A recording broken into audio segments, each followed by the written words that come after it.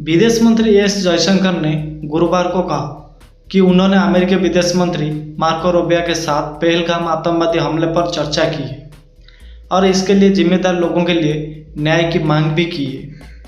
जयशंकर ने एक्स पर लिखा कि कल अमेरिकी विदेश मंत्री शेख रूबियो के साथ पहलगाम आतंकवादी हमले पर चर्चा की। इसके अपराधियों, समर्थकों और योजनाकारों को न्याय के कटघरे में लाया जाना चाहिए। जम्मू एवं कश्मीर में नियंत्रण रेखा पर पाकिस्तान द्वारा संघर्ष विराम उल्लंघन में वृद्धि के बाद विदेश मंत्री मार्को रूबियो ने गुरुवार को एस जयशंकर से बात की। बातचीत के दौरान रूबियो ने आतंकवाद के खिलाफ लड़ाई में भारत के साथ सहयोग करने की संयुक्त राज्य अमेरिका का प्रतिबद्धता को पुनः पुष्टि की।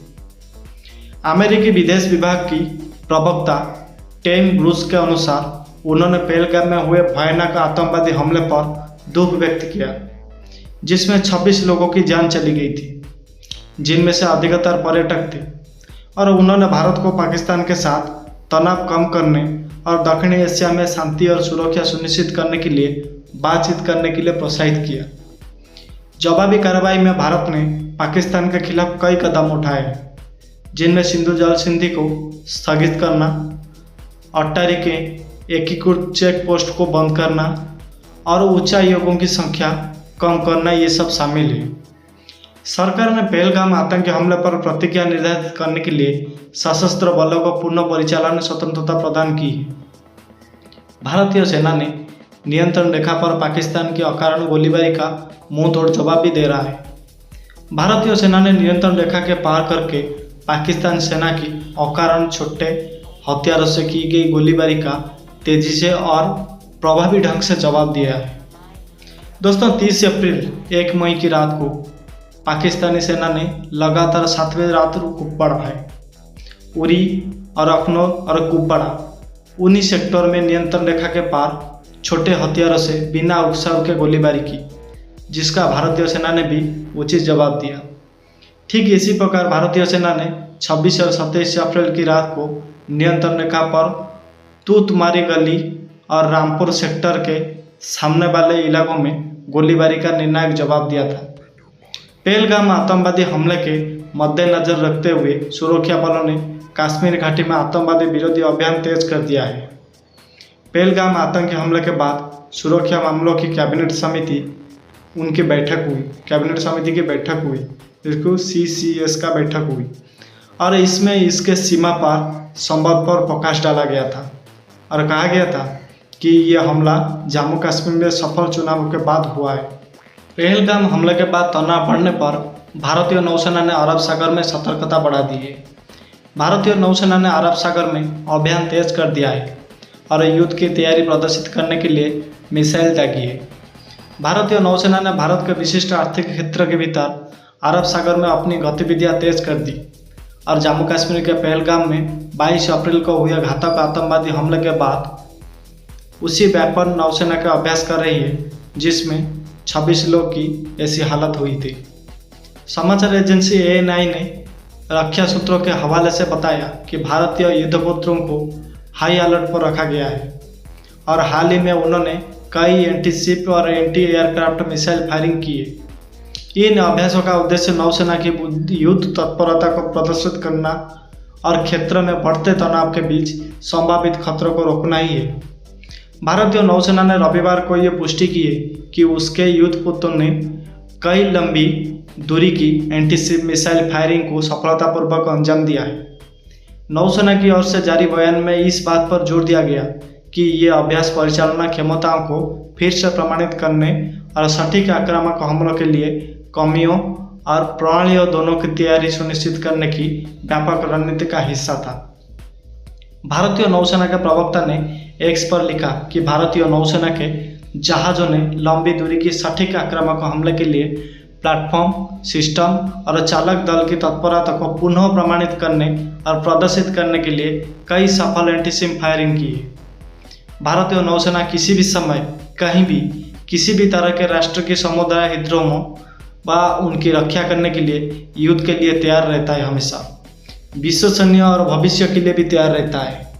नौसेना के अभियानों के साथ तालमेल बिठाते हुए भारतीय तटरक्षक बल ने गुजरात तट से दूर अंतर्राष्ट्रीय समुद्री सीमा के पास जहाज़ों को तैनात किया है। ये अग्रिम तैनात इकाइयों नौसेना के साथ घनिष्ठ संभवत्व में काम कर रही है ताकि निगरानी बढ़ाई जा सके और समुद्री क्षेत्र में जागरूकता को मजबूत किया जा सके।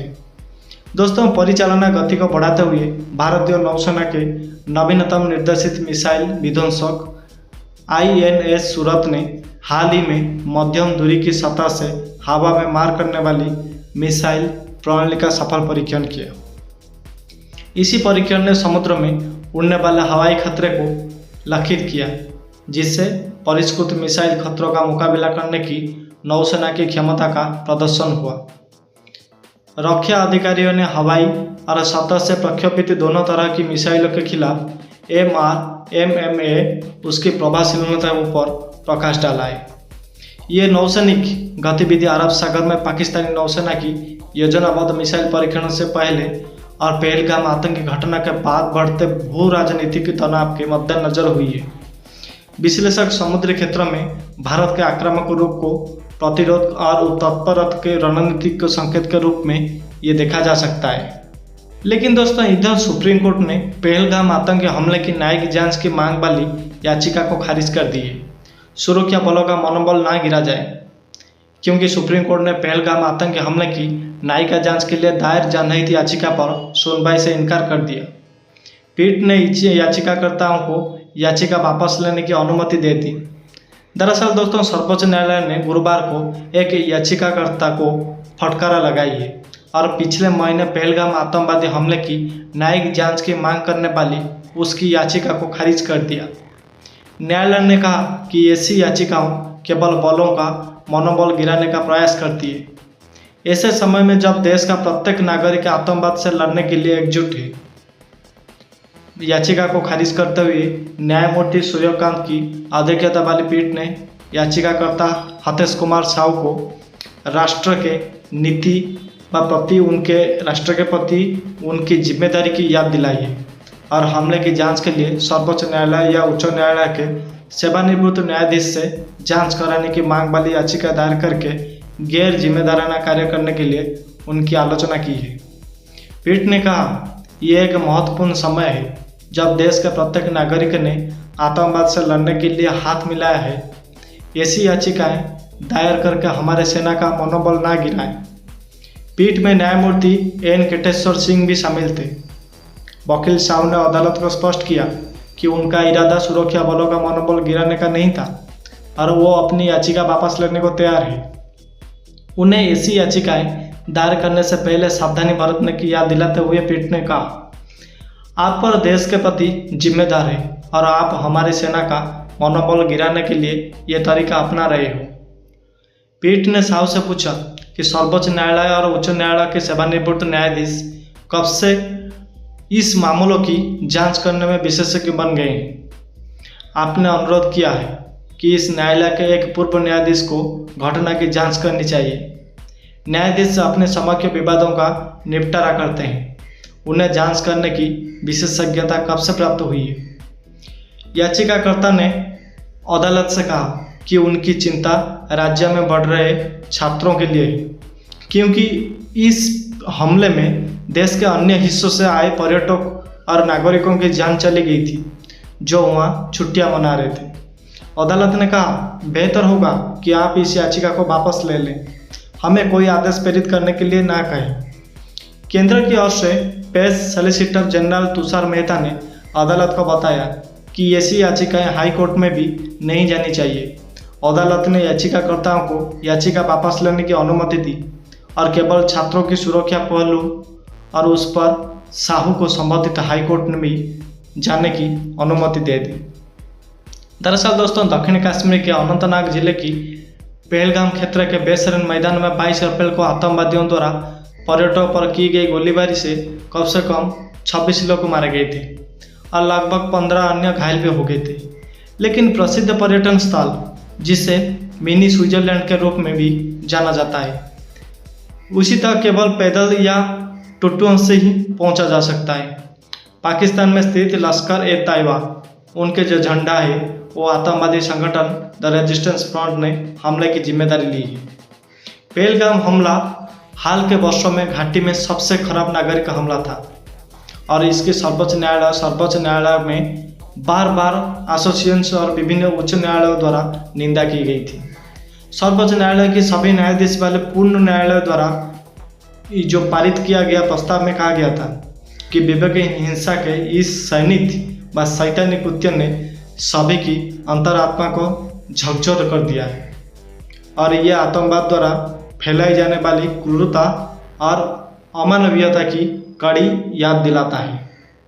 तो दोस्तों, पर्यटक पर कायरतापूर्ण हमले की निंदा करते हुए प्रस्ताव में कहा गया, पर्यटक पर हमला जो केवल भारत के मुकुट रत्न यानी कि कश्मीर के प्राकृतिक सुंदरता का आनंद ले रहे थे, ये निस्संदेह है मानवता के मूल्यों और जीवन की पवित्रता का अपमान है और यह अदालत इसकी कड़ी निंदा करती है। इसमें आगे कहा गया कि इस अवर्णनीय दुख की घड़ी में राष्ट्र पीड़ितों और उनके परिवार के साथ खड़ा है। तो दोस्तों, इसी विषय को लेकर आपका मन में जो भी राय है हमें कमेंट करके ज़रूर बताइए। धन्यवाद दोस्तों।